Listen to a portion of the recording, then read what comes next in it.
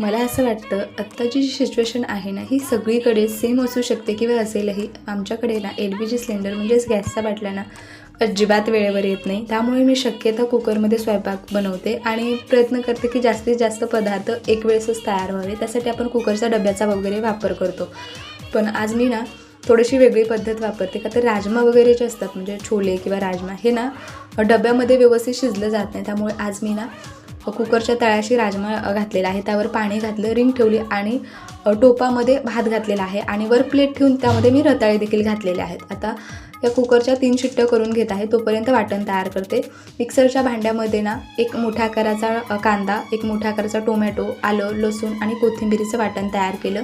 Cooker व्यवस्थित थंड झाल्याच्या नंतरच हे उघडून पाहायचं. म्हणजे काय होतं ना, आहे त्या उष्णतेत ते व्यवस्थित शिजलं जातं. कढईमध्ये ना 1.5 चमचा तेल घातलं, काही खडे मसाले घातले, त्यानंतर जे तयार केलेलं वाटण आहे ते घातलं, पावडर मसाले घातले.